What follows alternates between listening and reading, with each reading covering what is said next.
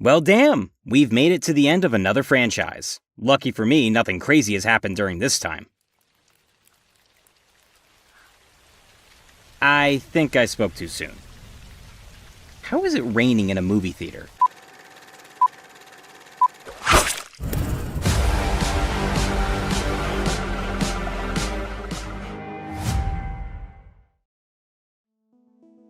What is up, everybody? Welcome back to Real Horror. I'm Tensa, and today we wrap up the Evil Dead franchise with the balls-to-the-wall remake, Evil Dead 2013. Army of Darkness earned $11.5 million in its domestic run, with mixed reviews, some respecting the new direction it went in, while others felt it strayed too far from what made the first two entries enjoyable. With no interest in doing another follow-up, the series essentially completed as a trilogy. Sam Raimi would eventually move on to much bigger projects, most notably the Tobey Maguire Spider-Man trilogy, but also making a return to bizarre horror with 2009's Drag Me to Hell. And while Bruce Campbell continued to work as an actor, he was always remembered fondly for his portrayal of Ash Williams. The series went untouched for years, until 2011, when it was announced that a remake was in the works, with Fede Alvarez attached to write and direct, while Raimi and Campbell happily joined as producers. Alvarez, hailing from Uruguay, had no experience directing American films, his only credit being a short film he made in 2009 called Panic Attack. Ghost House Pictures was so impressed with the short that they signed a deal with him to make it a full-length feature. That completely fell through though, so instead they asked him to take the helm for the Evil Dead remake. He co-wrote the screenplay with his friend Redo Sayagues, but with English not being their first language, Diablo Cody, writer of Juno and Jennifer's Body, came in to polish up and Americanize the dialogue. While advertised as a remake, the film essentially acts as a soft reboot, going back to the horror origins with a group of friends staying in the infamous cabin in an attempt to seclude their one friend and help them kick their drug habit. They find the Necronomicon, unleash the Deadite forces, and shit quickly hits the fan.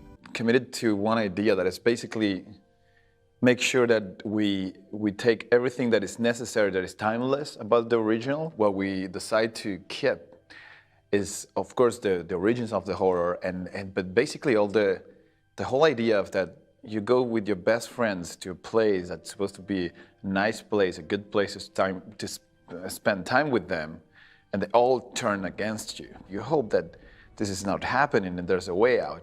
That, for me, is a very, very scary feeling. Ash would not be a main character, but would instead be Mia, played by actress Jane Levy. Shooting in New Zealand with a $17 million budget, the production was a grueling 70-day shoot and relied on just practical effects, no CGI. So with Alvarez making his directorial debut with a reboot of a beloved franchise that didn't include its iconic main character, how would it compare to the original cult classic? Let's take a look. The movie begins with a girl slowly making her way through the woods, but it looks like she's being hunted. My assumptions are correct as two men knock her out and capture her. She wakes up in a basement tied up as a woman says only the evil book can undo what it's done. It's the girl's father who removes her cover and reveals to her that she killed her mother. She pleads for her life as her father covers her in gas. I will rip your soul out, Daddy. I'll rip your soul out, you pathetic fuck! I love you, baby. Holy fuck, that's a hell of a way to kick off your Evil Dead movie. Nice twist that the girl we think is the victim turns out to be a Deadite amongst these bizarre-looking people who want to help her. It's an excellent statement for the rest of the movie that it's not holding any punches. Cut to David with his girlfriend Natalie pulling up to the remote cabin in the woods to meet with his friend Olivia, a registered nurse, and Eric, a history teacher who establishes that David has been MIA for the past few years, giving him a reason to be a total dick to him. David meets his sister Mia out back, bringing their dog Grandpa along. Thanksgiving dinner, a trip to the old folks' home, and watching Evil Dead. 3 events in which you exclaim, "I've got a bad feeling about Grandpa." David gives her the necklace that resembles the one from the original Evil Dead, telling her it will make her stronger. Promise me you'll stay with me until the end. I'm not going anywhere. Cross your heart. Okay?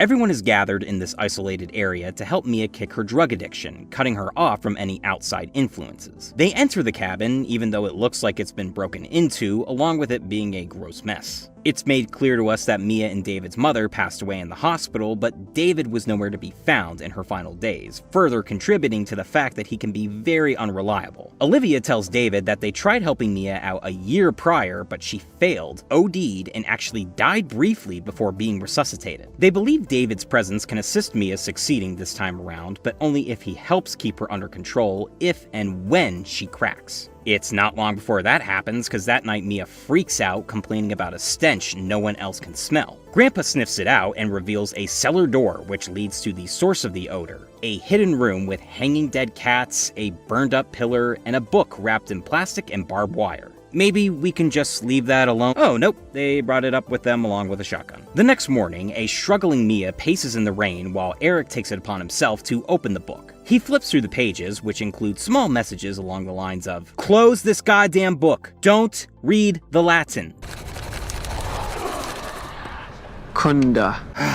I know for a history teacher, this may be like finding the Ark of the Covenant, but when the contents say, "Don't say it," please interpret that as put this fucked up book away now. After saying the incantation, Mia sees a creepy person in the woods, prompting her to want to peace out, but the group refuses to let her leave as they think she's just having a bad reaction to the detox. She takes it upon herself to escape in the car, but the demon in the road causes her to crash into a lake.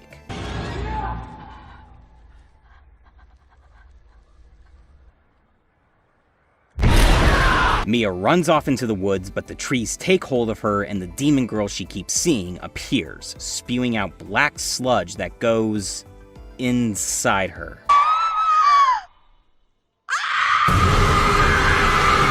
That is completely fucked up and disturbing to watch. But you can't say they aren't sticking to the original's roots. Fuck you, you laughed.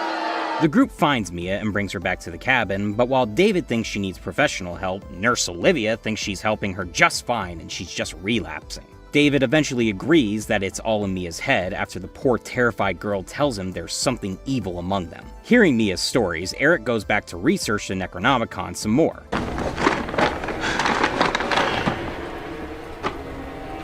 Instead of mentioning what evil he may have unleashed, Eric complains to Olivia about David's absence over the past several years. Now is not the time for your pettiness, Eric. Under the shed, David discovers that poor Grandpa was beaten to death, and a quick flash shows it was Mia's doing. He goes to confront her, but she's cleaning herself up in the shower.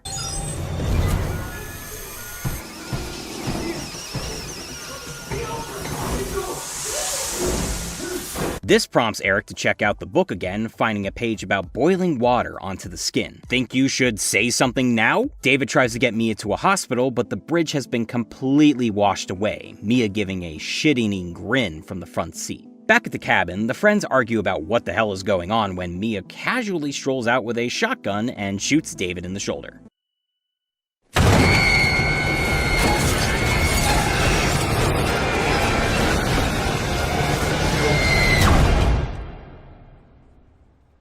You are all going to die tonight.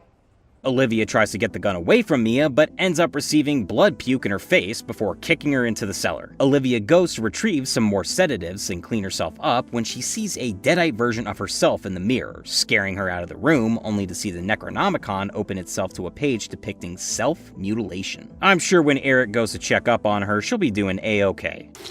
Are you okay? Oh my god! Oh my god, stop! Stop! Luckily, he's able to beat her to death with the broken toilet glass. In the shed, David patches him up with duct tape, the basic remedy to any situation, but Eric finally explains that he's responsible for everything going on as he let loose the evil force attacking them. Inside, the cellar door swings open and Natalie thinks it's a good idea to investigate after hearing Mia talking normally. It's a trap, and Natalie attempts to defend herself with a box cutter, much to the Deadite's amusement, biting her hand and taking the cutter for herself.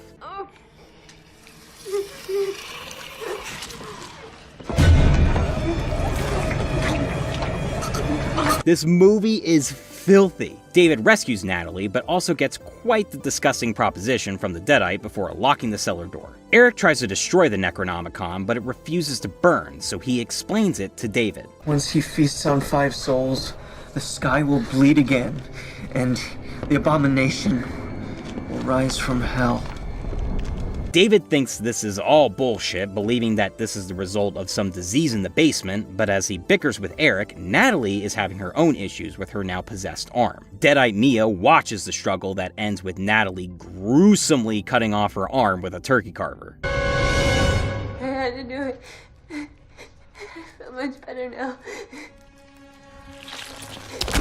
I'm glad you feel better, sweetheart, cause I'm gonna be sick. Eric gets back to researching, discovering that the possessed can only be cleansed by dismemberment, live burial, or burning. David still refuses to accept the truth of what's going on, but Deadite Natalie shows up with a nail gun, taking aim at Eric. He gets ruthlessly shot at, but when David disarms her, she re-equips herself with a crowbar. Ow!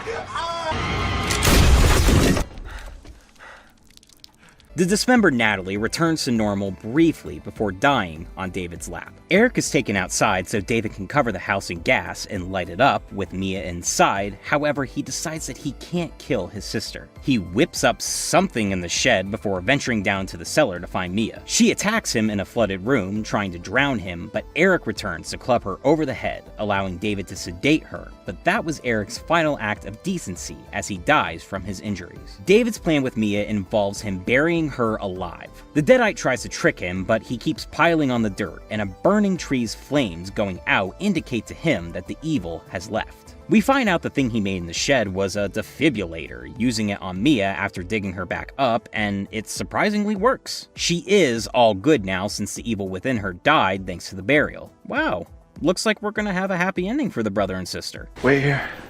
I'm gonna get the car keys. Okay? Yeah. Ah, no.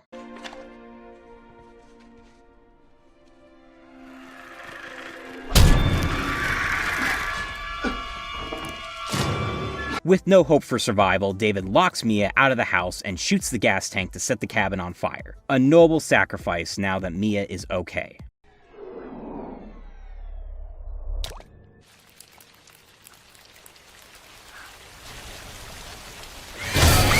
Oh fuck, never mind. The abomination mentioned earlier rises from the earth, having technically collected 5 souls, despite Mia surviving. It chases her into the shed where she arms herself with a chainsaw and escapes through a hole in the back. She gets underneath the Jeep and slices off the abomination's leg, but it just tips the Jeep right onto Mia's hand. Unable to reach the chainsaw, she resorts to ripping her hand off as the abomination crawls towards her. I will feast on your soul. Face on this motherfucker! Oh my god! The abomination sinks back into the earth. Mia finds the necklace David gave her and walks away as the sun rises. But wait, there's more! Groovy. My overall thoughts on Evil Dead 2013. I'm gonna get a lot of shit for this. It's my favorite in the franchise. How dare you? You ought to be ashamed of yourself. This was the first Evil Dead movie I saw. I knew of the series, I knew of Ash, Deadites, and the Book of the Dead, but I just never got around to seeing the movies. The reboot came out, I saw it opening weekend, and as the kids say these days, I thought it fucking slapped. It was horrific, with tons of carnage delight. It was being advertised as the scariest movie experience ever, and while I don't agree with that even a tiny bit, it has some scary moments amongst some really messed up and kick-ass scenes. It doesn't even try to have some lighthearted funny moments like the first 3, it goes for the jugular. If Army of Darkness can abandon horror to ramp up the comedy, Evil Dead 2013 can abandon humor for more relentless terror. I like that it can work as a remake/reboot by taking aspects and elements that people loved from the first 2 entries, the Deadite designs, excessive blood, arm, hand removal, the chainsaw, the Necronomicon, etc., but also be a sequel since it can just be a new group of kids that enter the same cabin Ash did years ago and go through similar events. Fede Alvarez has even said, it's a continuation of the first. The coincidences on events between the first film and mine are not coincidences, but more like dark fate created by the evil book. So there you go, it's a sequel/remake. It keeps the spirit of the originals, but cranks everything up to 11. It starts quite literally with a bang, but then does a nice job of setting up the rest of the movie with our main characters. They're not at the cabin for the cliche party in the woods, but come to help one of their friends quit their addiction. This works as a good way to give them a reason to stay even when shit starts to hit the fan, because they see it as Mia suffering from her cold turkey detox. The stakes feel bigger as things just continue to escalate, with the friends getting picked off, culminating in the rise of the Abomination. Something that was never really done that I loved was the exploration of the Necronomicon. The original summed it up that it was found in the Kandarian runes and brought back for study, providing only a few glimpses of the contents. Here, it's been self-contained and has a different design, but is still creepy as fuck. We get to see the research unfold in front of us, showing off methods to summon and cleanse Deadites, all the horrible signs of possession, and the necessities to bring forth the Abomination. It's cool to see all the little weird warnings written on pages too, indicating that the book has been passed through many hands through many generations. I think this may have my favorite cast of characters in the series, even though their acting isn't terrific and none of them ever come close to being better than Ash. But I like how they at least attempt to give everyone some sort of background.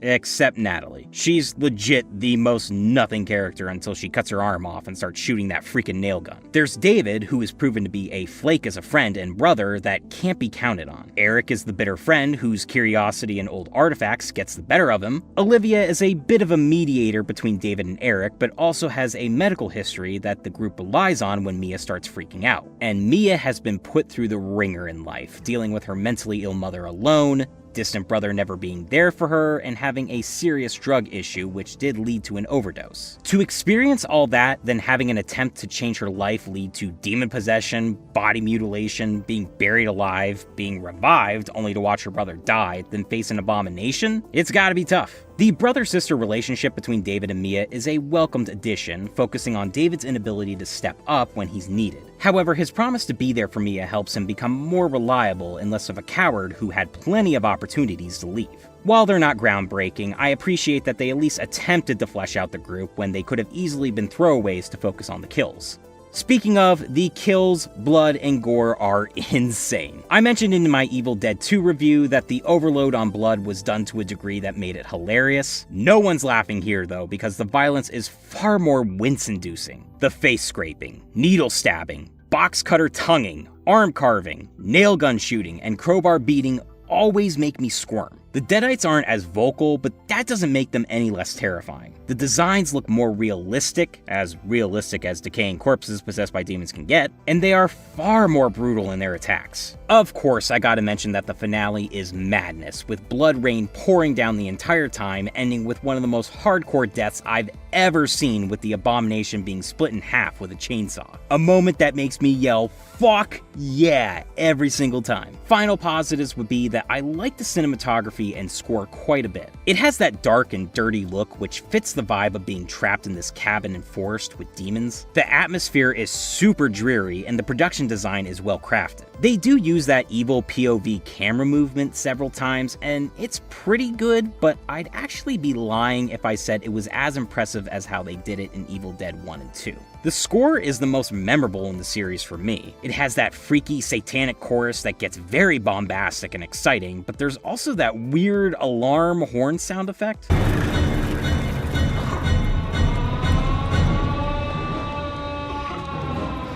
I don't know why, but I love the random oddity of it. There's also the eerily calm music.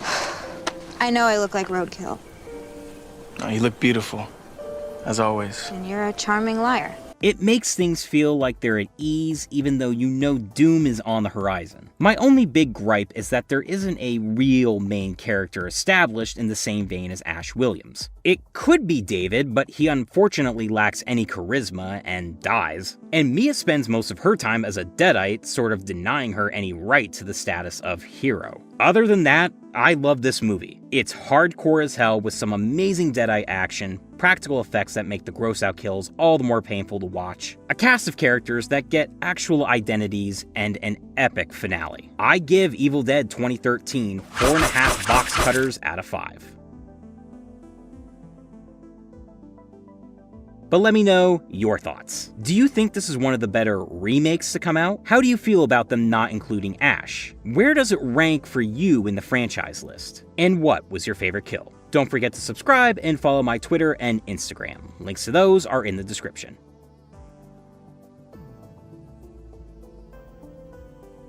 Another franchise is down, but Evil Dead still has life in the future. This remake did extremely well at the box office, and plans for a sequel were discussed, potentially combining Ash with Mia. That never came to be, and instead a TV series, Ash vs. Evil Dead, premiered in 2015 and lasted 3 seasons before being cancelled. A 5th movie entry titled Evil Dead Rise was announced a while ago, but very little is known about it, so we'll see how that pans out. There's even a video game scheduled to come out later this year called Evil Dead: The Game, and you bet your ass I'll be playing it. I'll be honest, this is the franchise I've had the least experience with so far. I was nervous coming into it cause I didn't want to upset the big time fans, but I gotta say that while it's not my favorite, it certainly is one of the most solid horror franchises out there. I didn't give any of the entries below a 4 out of 5, so that's gotta mean something.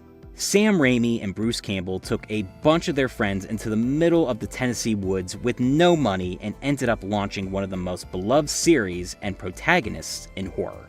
Well, that's all, folks. No new franchise startup next week. Instead, I'll be giving you all an update on my plans for the rest of the year leading up to Halloween. So until next time, peace.